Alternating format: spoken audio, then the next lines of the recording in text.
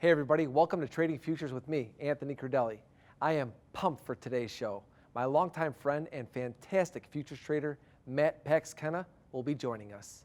We have martial artist and cancer survivor, Jason Chan, talking to us about samurai, stress management, and last but not least, we have futures trader Dani Sittloh sharing with us stats from Wazzabull. Welcome to Trading Futures. PAX is in the house. What's up, man? What's going on? It's great to see you as always. Great to see you. So, look at this picture. That's a good-looking kid there. He is. What year did you start in the pit? I started on the floor in 1988. Didn't know a soul. I was a runner for a few years, worked my way up, and I started trading in 1998. And 1998 was Nasdaq. Nasdaq, yeah. The Nasdaq had just started a year and a half before that, and it's still a new pit. And I wanted to really be able to take advantage of it as best I could. That's right. What year did you move over to the screen? I gradually did that from a period of time, over a long period of time. But 2012 is when I finally made the full time. I took some time off, and I started full time on the screen in 2012. So the question I get all the time is all of the different pit traders I know over the years, and a lot of them have moved to the screen, is how long did it take them to make money on the screen? How long did it take you to make money on the screen? It took about a year. The 2013 was not a real volatile market, and so I really kind of had to put some things together. It wasn't a matter of my exit and entry, my entry and exit levels. I had to really get my position management down. So you made a successful transition from pit to screen, but a lot of what you learned at the beginning of your career, you still use today. Yes. Talk to us about some of those key elements you still use today. You know, like anybody else, I went and tried to use as many indicators as I could. I looked for that magic chart, the magic 15-minute, 5-minute bullet chart, and there isn't any.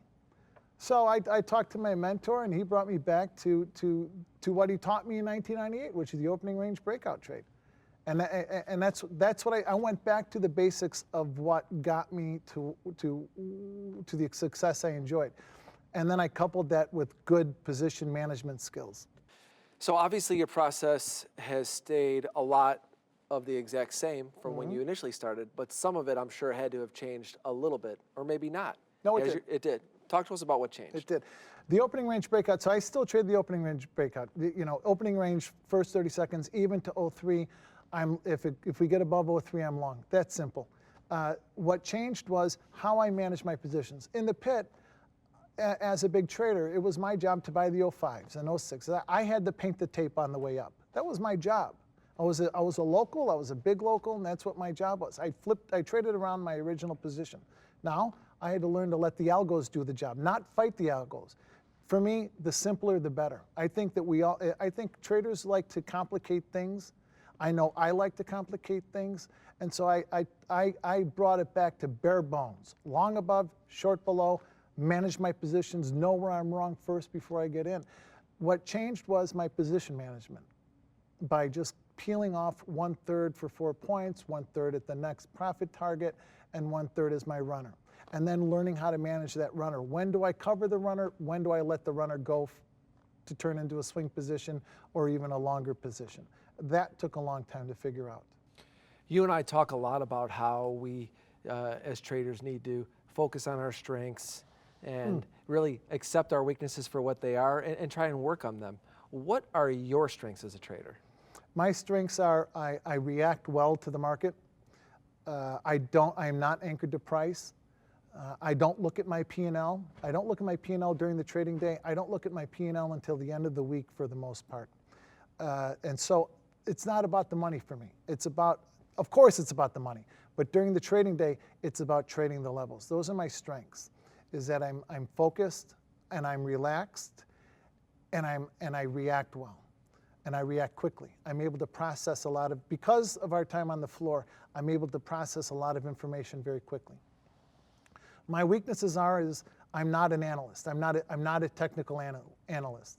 I can look at a chart like anybody else, but I'm not going to, my mind is not mathematically inclined.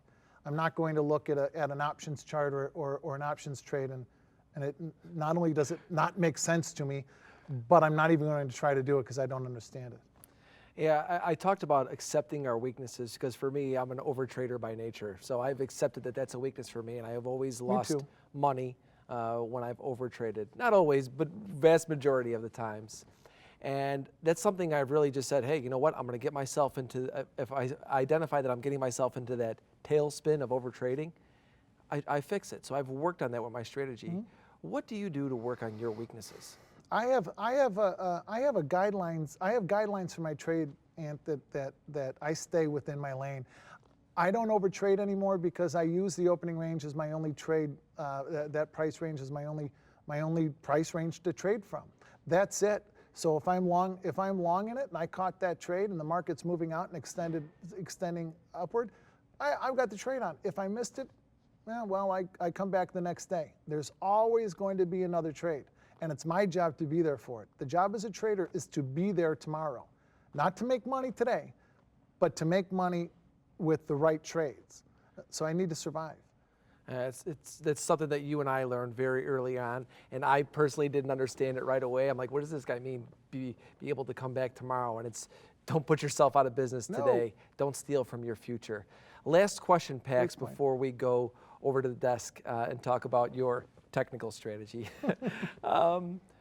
What is one thing that you believe every trader should have in their process? Everybody should know how to manage their capital so that they don't blow accounts. If you know how to properly manage your positions, you'll never blow another account again, ever. It could be done. And so capital preservation is the most important aspect of the way that I trade, while still opening myself up and positioning myself to maximize my profits. You ready to go talk about your technical strategy? I am.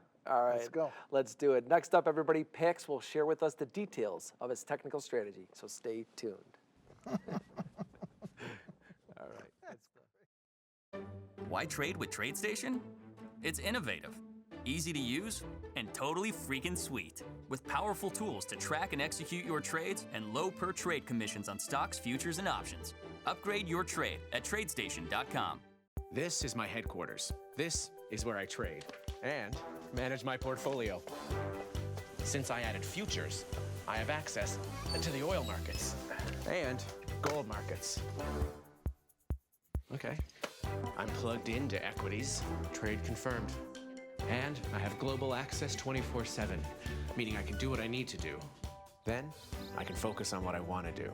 Visit learnfuturestoday.com to see what adding futures can do for you.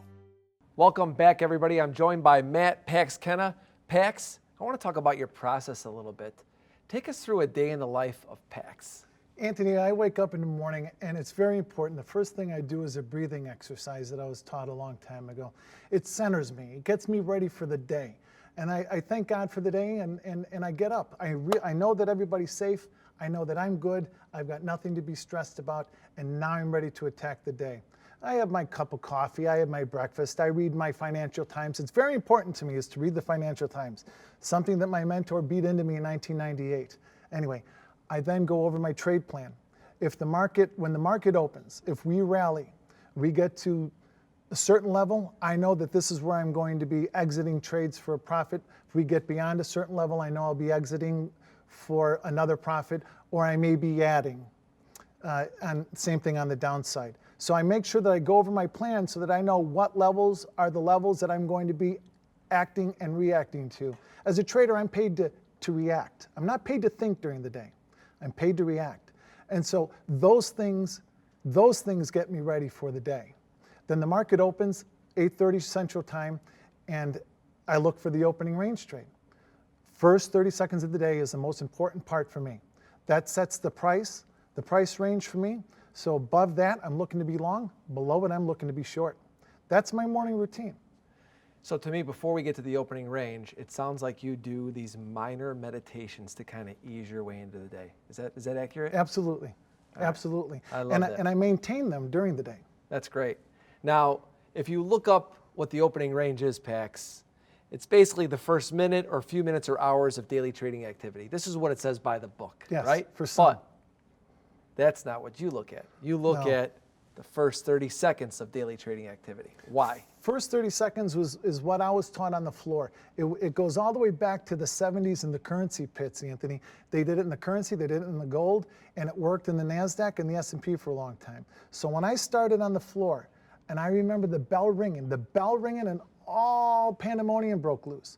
That first 30 seconds, that we signed off on it for the card. I was on pick committee, the pick committee would give me a card, I signed off on it, and then I traded the breakout. It's always that first 30 seconds. The rules were governed on the trade differently. Trade rules were governed differently in that first 30-second period. And after that, whether we're above it or below it, I'm long or I'm short. Let's look at a visual of it. And here's just a picture of an opening range day. We're using a 1-minute bar, but we actually looked to see if it was 30 seconds and if it was the same as the 1 minute. So there's the first 30 seconds on a 1-minute bar. Talk to us about how your day would set up after that opening range. If the higher the opening range here is 26, I'm long above it, period. I'm looking to get long on a bid above 26. Not a tick, not a trade at 26, but a bid above 26. I'm buying 26 quarters, 26 halves, and vice versa on the downside. If the bottom of the opening range is 22, I'm getting short underneath 22. And then I'm waiting for, the way that I manage my positions is I take 4 points out of every trade. 4 points is what I call pay for my trade. So everybody that's been following me on Twitter has been looking at me talking about paying for my trade. First 1/3 of my position, I take off for 4 points, always, always. Even if I'm anticipating a 20-point opening range, I don't deviate from my guidelines. Not rules, guidelines. Rules can't be broken. Guidelines, keep me in my lane, and I need guidelines to keep me in my lane. So I sell them underneath 22.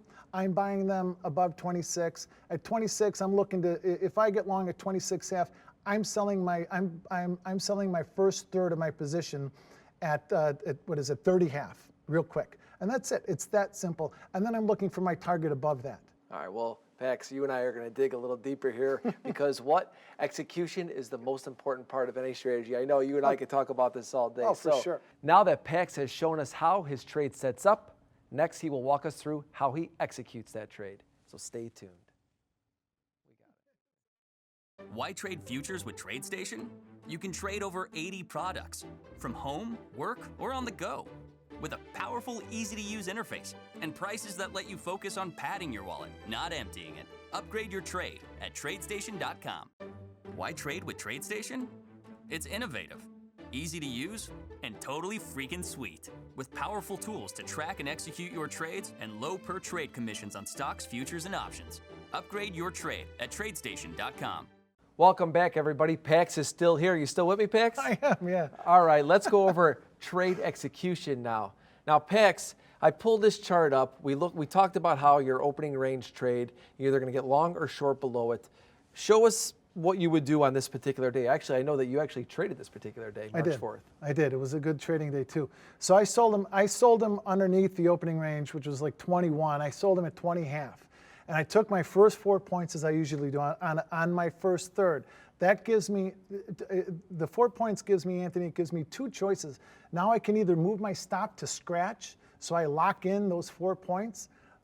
The worst I can do on that trade now is 4 points per contract on my unit size. So I take off 1/3 of my unit for 4 points, or I can use that. I can move my stop to break even, and I can use those 4 points as trading capital. So now I have no risk to my beginning capital coming in. That's the whole idea of executing our trades properly, is to limit our risk and maximize my profit. And that's how I do it. So as soon as I get those 4 points, I can put my feet up, I lower my stops to either a scratch or break even, and I look for the market to do its work to take me to the second target. Now, you always use hard stops. Not always, not always. Mostly I'll use an eyeball stop, so that if the market comes back up and trades that level, I want to see it get bid above it before I get. You don't out. want to get one ticked. I don't want to get one ticked out, but I'll do that. I'm not anchored to price. So if I do get stopped out in the opening range, I'll sell them 3 seconds later at the same price. Gotcha. I've got no problem doing that. Now, on this particular day, what I did was I blew out the whole session so you could see what it did. Now, we had a really big break this day. You talked about getting your 4 points. How did you determine targets the rest of the way? So I already had my target. I had my target coming in with support down near the 2802, 2804 level. So I always put my second target on the second third of my position. I always put my orders right in front of that level. So I ended up buying 06s that morning. My second target was 06s. So I was short up near 20 half, 21. I forget exactly which price. But I do remember I covered at 06. That was my second target, 02 to 04. I always put my orders in before the level to make sure I get filled. Gotcha. So one question I have about that is, now, are you leaving any trailers throughout the day? Yes. Or are you flat at that moment? That's how I build positions. So so at this point, you're still short. I'm still short 1/3 of my position. That becomes my runner. All right, now let's take a look. So the next day, this is where it got interesting to me, Pax, and this is a question I'm sure a lot of people have.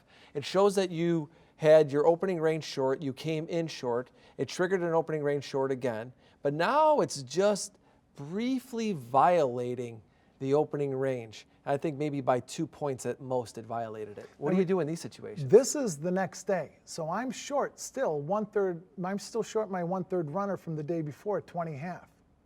So now I come in and I sell them.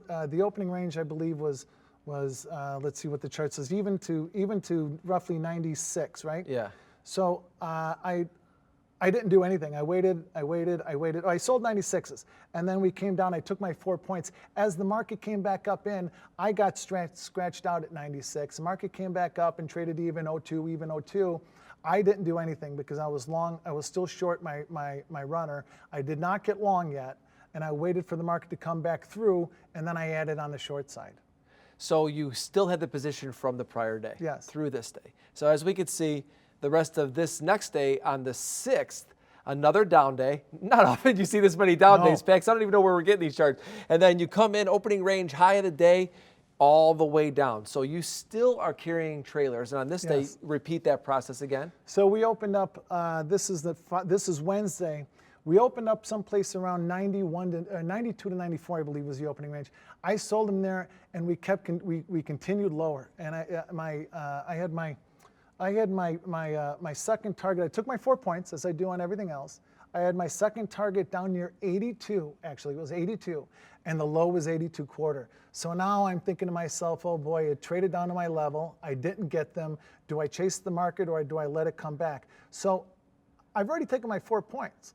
That gives me the ability to let the market either take me out one way or the other. Take me out because I'm wrong, and so that means I get scratched out, or I get taken out because I'm right. I got my 4 points eventually at 82. The market ended up going lower, and I got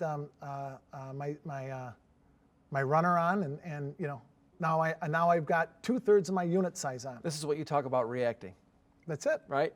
Last day of the week. I believe it's the last day, the 7th now, another opening range high. So the reason why I wanted to talk about this example is because you might be carrying these the whole week. Is that what's happened? We don't need to go over the process again, but it's the same situation, right? Repeat, rinse and repeat. Rinse and repeat, absolutely, so important. So still trailers to this point. Yes, I sold more on Wednesday, did the same thing. Thursday, same thing. So Friday when we opened up, I was short a full unit. I trade in multiples of 3. So I take 1/3 off, 1/3 off, 1/3 off. The last third is my runner. So on Twitter, you guys will see me saying that I've got the third of my position on. That's what I refer to as my runner. So now I've got a runner on from every day. By Thursday, I've got a full unit on. Gotcha. So we opened up down near that day, we opened up near 27, 25 to 26, if I remember that Friday. And we broke out first. We tried to go down at a major level at 27.21. If you guys all remember that strength or that support down there, we went down there, touched it, bounced off, and it was during rollover. So during rollover, I'm not being not going to be real aggressive. So I'm not looking to get short down there, especially near support. I am looking to cover my trades by a runner. Yeah. I like to cover my trades by a runner. So I called my mentor, Judd, who taught me how to trade 1998, who's still my mentor now. And Judd and I were talking, and he said, look, I'd get out. Now, I bought them at 27.27. That was the breakout out of the opening range. I bought a full unit. So now I'm either, short in one account and long in another. So We're going to get to that chart in a second, but I put this chart up here just for another quick question about opening range violations. We drew the two lines, and I saw that, look at you little here, I just want to know what you would tell somebody when they see that. Because, look at, maybe they're short, maybe they're long. What happens there? If you're short, your stop is on the other side of this bar, 27.72. That's where your stop is. That's where we're wrong on being short out of the opening range. Our trade is defined. I tell traders all the time, Anthony, if you don't know where you're wrong first, don't put the trade on. If you don't know where you're wrong first, don't put the trade on. You can always adjust your profits. But if you don't know where you're wrong first, don't put them on. Here, in the opening range trade, I know where I'm wrong every single trade. So, and in this example, just to be clear, if they were short, they would have gotten stopped out. That wouldn't be then a turn long there, would it? It could happen. It could be. But again, if we do get long here, we're short. Our risk is, 2 points. So you just continue through the process. My risk here is 2 points, period. Rinse and repeat, embrace the grind every day. Yep. Last day of the week, what I saw was we had of course they weren't going to let them go out week on Friday, PAX. Last day of the week, now maybe you had those runners you talked about, keeping them all the way. Now you have an opening range long, and I showed how it violated it a little bit, but it continued to keep you long. Yes. Now, what do you do in that situation? That was a hard day because I knew that if we got underneath 27.21 that we were going to really get back underneath 27 even, we were really going to go. So I was looking to maintain the short position that I had and add to them again. But I needed to see us get underneath 27.21. So another way for me to use the opening range trade is to do it on a major level like that. And so instead of getting short out of the opening range, I was going to get short. I was going to add to my shorts underneath that support level. While it bounced off of it, I didn't get long there. I did get long a breakout above 26.27. So I bought 27.27s that day. So that made me net flat, but I needed to see the market come back up out again. And now the market's continually rallying. I did take, just in case, I did take 1/3 off to pay for my trade, just in case I ended up getting stopped out of the rest. So I took 4 points off. I spoke to my mentor, Judd. Judd told me that, Judd teaches me to see. I know how to execute, but he's showing me how to see the macro story, and it's my job to funnel that back into my computer. And I can trade the macro into the micro on my screens. And so I covered my longs, and Judd said, look, I would hurry up and get, whatever you saw in the currencies, we're not going to see this level for another 3 months. And we haven't seen that level since then. We've rallied 300 or 150 points from there. Love the intensity, love the passion. Great explanation, PAX. Thank you so much. Thank you, Ant. All right, everybody. Next up, we will be speaking with futures trader Dani Sittloh, and she will tell us what's on her radar using Wazzabull and Red Sky. Stay tuned. Great explanation. This is my headquarters. This is where I trade and manage my portfolio. Since I added futures, I have access to the oil markets and gold markets. Okay, I'm plugged into equities, trade confirmed. And I have global access 24/7, meaning I can do what I need to do. Then I can focus on what I want to do. Visit learnfuturestoday.com to see what adding futures can do for you. Welcome back, everybody. PAX is still with us, and we're now joined by futures trader Dani Sittloh. Dani, what's on your radar? Awesome, man. So what I did was I pulled up Wazzabull. I pulled up Red Sky Market Alerts, which you and I both know we use them to confirm our trades. I pulled up this time NASDAQ because who doesn't trade NASDAQ or look at NASDAQ while we trade the S&Ps? Especially PAX, actually. Especially PAX, that's right. So here in this alert it says E-mini Nasdaq trades 1% higher than the previous day close based on a 5-day outlook. There's a 59% chance that the market indicator will go in a bullish move. Yeah, and those prices that it could trade is 79.39, or down below it's 41% chance that it'll get 76.25. Dani, how were those targets derived? So what happens is they derive those targets based on past market behavior when this signal has occurred, the previous day close. That's really huge to know. I mean, how about it, PAX? Because if there's a 59% chance the NASDAQ is going to get that big of a move in the next 5 days, may want to be a little bit worried about selling an opening range if we think that there's that high of a probability it can have that big of a move. Well, for sure. And also, in that chance, I'm already going to be long my runner, so I'm looking for a spot to get out. And this is going to give me confirmation that we're either going to extend, and I need to be looking to buy the next opening range. All comes down again to proper position management. We talk about that all the time. Execution, baby. What else you got, Dani? So another Nasdaq, because we like to look at Nasdaq when we're trading the S&Ps, right? So the next one is the Nasdaq trades more than one standard deviation above the 5-day moving average. And here, this is similar to the Bollinger Bands. And the outlook is a 5-day outlook. So taking a look, there's a 68% chance it's more of a bullish indicator. I mean, now you have the 1% indication, almost 60%, and then this one's 68% chance. Be very wary of fading rallies. For sure.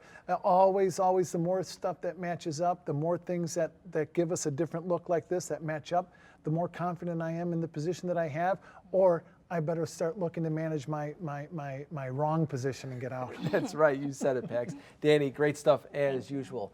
Next up, everybody, Jason Chan will join us to discuss how we can use a samurai technique to tackle stress. Stay tuned. Why trade futures with Tradestation? You can trade over 80 products from home, work, or on the go with a powerful, easy-to-use interface and prices that let you focus on padding your wallet, not emptying it. Upgrade your trade at Tradestation.com.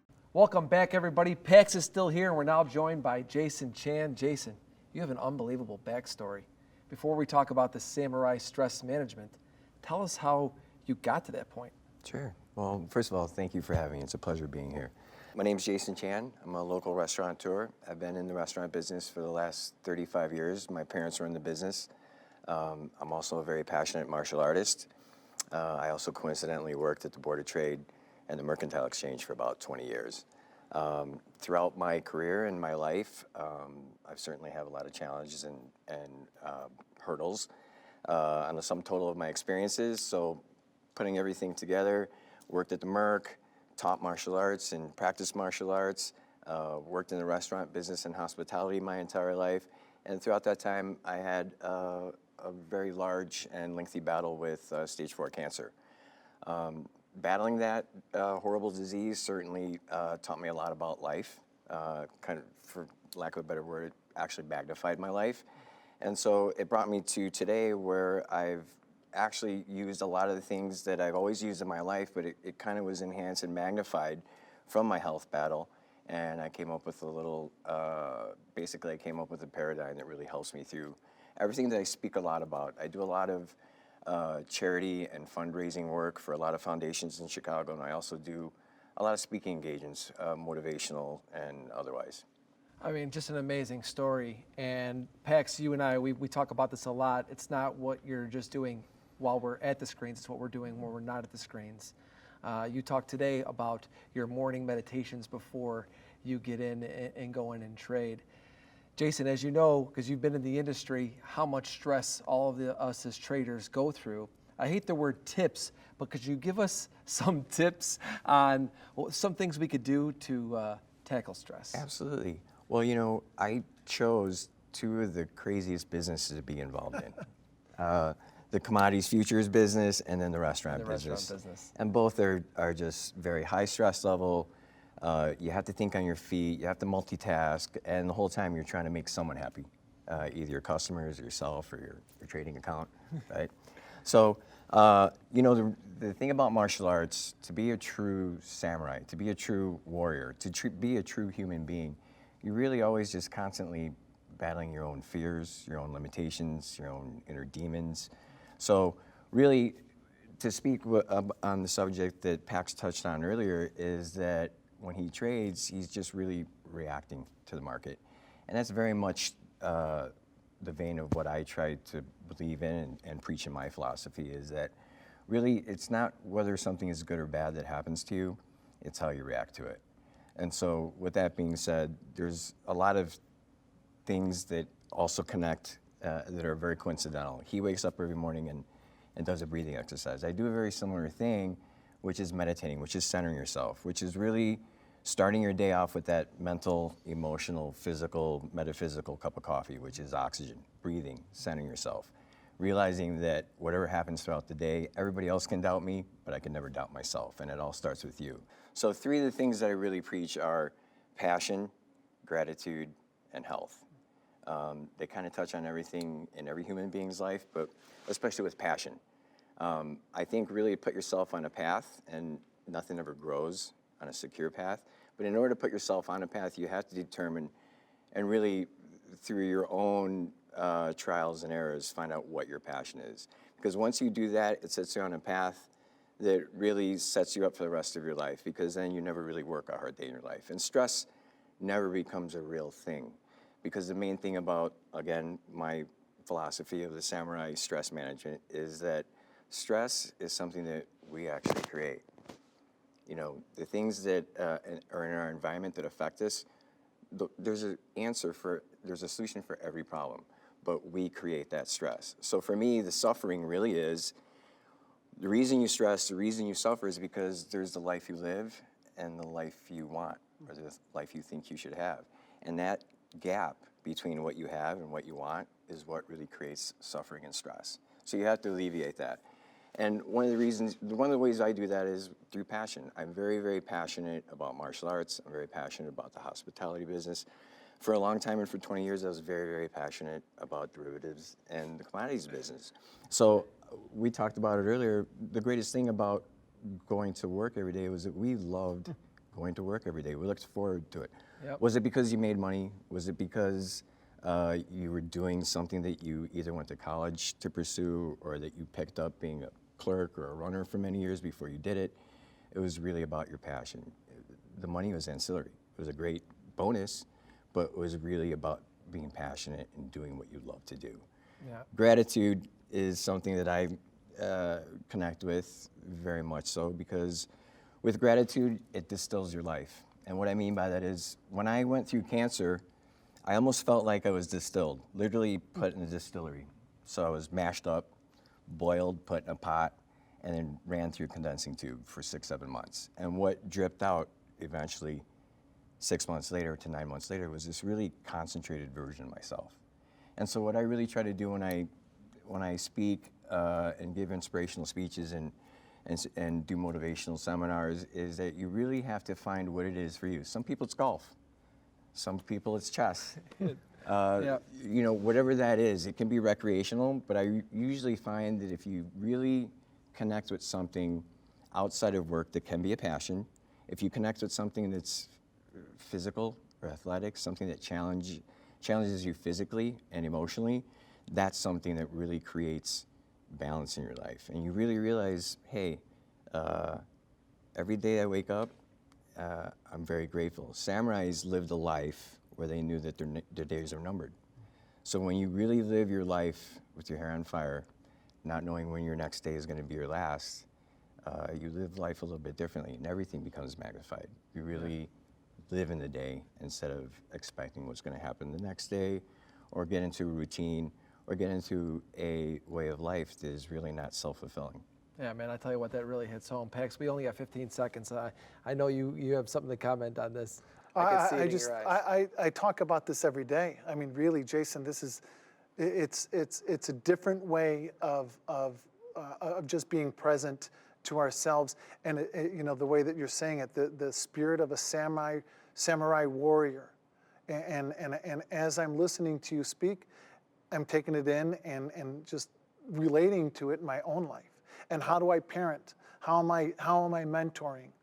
You know, and how am I living the life of a samurai? So thank you for sharing that. Absolutely. Yeah, it was awesome. My pleasure. Jason, before we let you go, tell everybody where they could find you on social media and where they could reach you at PPX. Sure, on Instagram, my Instagram name is I Fight Dirty. My website is ppx-group.com. PPX is my hospitality management and consulting firm. Jason, this was awesome. Thank you so much, my friend. Thank you, my pleasure. Anthony, Pax, thank you. You're the best. Thank you. Jason, hey, everybody, that was thank great. you for tuning in today. You can catch all the episodes on anthonycrudele.com, and you can follow me on Twitter and Instagram. See you next time. Awesome job, boys. Can't hit that screen. There it is.